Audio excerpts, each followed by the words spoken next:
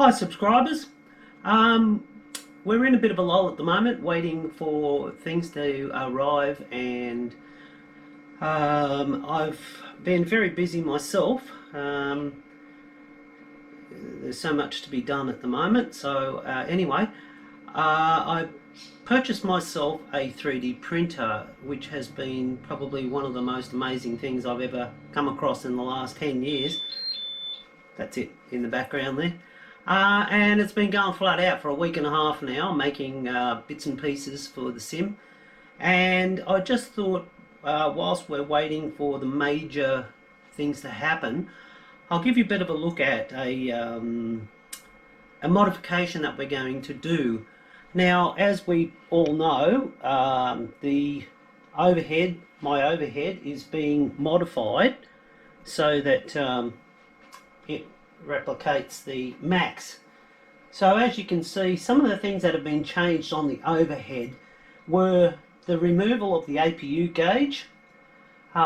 There's also another little smoke, also a door annunciator's been put down the bottom above where the APU gauge used to go. There is a smoke annunciator that's supposed to go in here. Having a little bit of an issue with that. I may end up putting it just above here, so I'm not sure about that one. The rest of it is right. There's a couple of extra annunciators on this panel here, which I've still got to fit yet. And over here, where the two RAM door annunciators were, they've now been removed. And I made up a little blank, a 3D blank, that went straight over the top of that, and that's come out really beautiful and very professional, so I'm very happy with that. Now, the other thing that's got to be modified with the Max, the Max only has two landing lights, the LED landing lights now. So the outboard landing lights have been removed.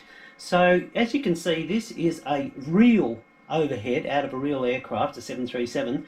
And the panels that are on it are all FDS panels with backlighting and all the rest of it. As is this one. You can see the connectors for the wiring. And the way the FDS stuff works is that there is a PCB mounted on the back here. It's very difficult to see, but there's a PCB mounted there, and little lights are, they're actually little bulbs, not LEDs. Little bulbs are inserted into the thermoplastic or ABS or whatever it is, and then of course it illuminates from the back here. This is all laser cut and all the rest of it. So now what we have is a situation where we only want two holes here instead of the four. So I racked my brain trying to work out how I was going to do this, and I had various ways of doing it, manual ways, but very messy. So what I've come up with is, I was so impressed by the 3D printing abilities here, that what we're going to do is we're going to make a little piece that goes in here and does like a fillet that will go back in and take up that gap, the big gap, because there was a plate that used to turn all four lights on there, and we're going to fill it with a 3D fillet. So I'm going to go through and show you exactly how I'm going to do that. We'll follow this video through to the end and show you the finished product. So from here, what I'm going to do is do all my measurements, exactly the size of the fillet, and then what we'll do is we'll go back to our drawing program and manufacture the part that will slip straight in there, and then we will attach it or like glue it in, and then finish it off and sand it and all the rest of it, and then repaint the panel. Of course, the difficult part is going to be repainting the panel around the outside so that it doesn't make a great mess. So there's going to be a little bit of finesse involved in that for sure. So we'll go through now and I'll show you the program that I'm using for 3D printing and manufacture, and we'll go from there. Okay, so I've been busy with my handy pair of calipers and the panel itself, and what we've done is this cutout that's supposed to go in here, we've actually measured the entire cutout, and I've used some rudimentary software here.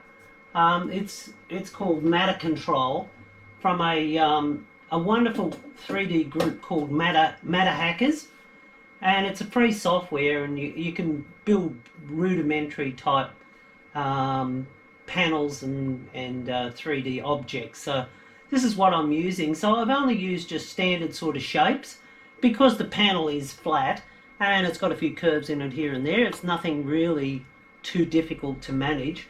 So what we've done is made the bottom section just a square, an elongated square or oblong, and the same with the center, and then I've just put little round sort of pills on the end of it.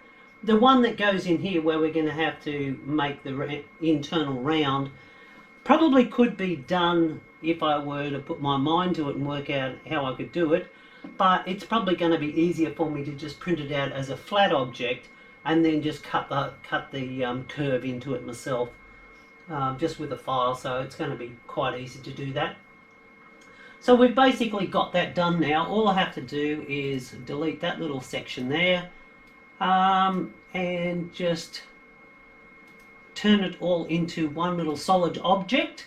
So as you can see, that's going to fit neatly into the slot there, and then we're going to save that out to our spot, and then we'll print it out on the 3D printer, and we'll come back after we've done a print and just see exactly how well we did.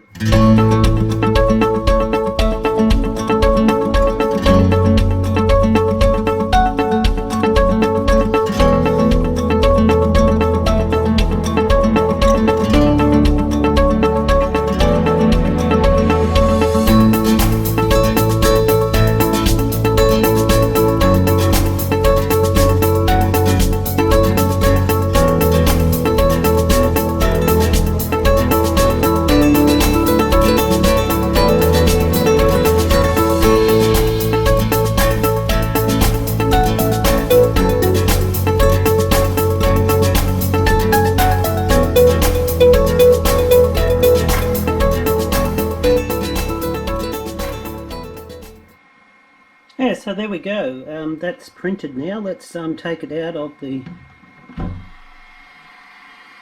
printer and we'll inspect it. So here's our little 3D part. Let's snap it off the print base.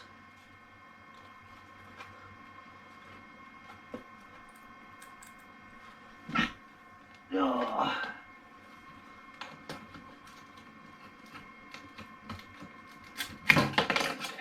There we go. Now that pretty much is an absolutely perfect part. Like, there's very little extrusion around the edges of it. It's absolutely spot on, and the finish on it is just like almost glass. So you know, this is the thing about 3D printing. If you get a good 3D printer and you know how to set it up and use the good equipment, good filament like I have. I've got good PLA at the moment. I'm using PLA, but I've ordered some ABS plastic, so we'll see how we go. Now, just to check on this little item, our original we wanted was 6.2 mil thick, so let's just see how good this printer is. Hang on, let's zero this. And 6.1, so pretty close. And for our last test, let's grab our little item and see how it fits. Well, unfortunately, it's not that great.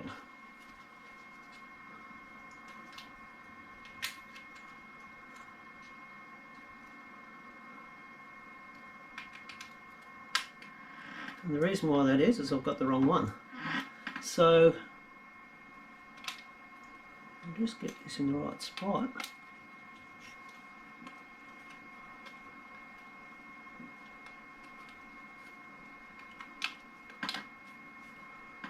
Yeah, it's almost perfect. Just need a little bit of sanding on the end. But as you can see, if I get it the other way around, yeah, it's just the top little section is probably a mil too long but the profile is very, very close. So not bad considering that software. I've only been using that software for a day and it wasn't that difficult to really organise. So what you can see we have here now, once we get that fitting in there properly, I'll just go the other way around. Right, we've got a little square unit there, so all I've got to do is round that piece right at the end there, and we basically got the blank done.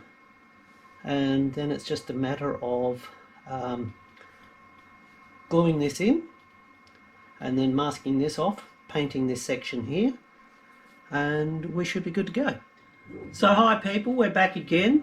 We have our finished little print here, our fillet. So it was a little bit difficult to get the double together, so what I did was I split them up and printed them out as two separate little units. So we've got our main little fillet here that goes in the little oblong. As you can see, we just push that into place, and then we've got our little rounded fillet that goes in the top there, and that fits in really nice and snug as well. And you can see it's absolutely perfect. Now all I have to do is put the round end on the little fillet there. Once I do that, I will rub this back, key the surface, and then we'll mask it all up and then start doing the painting.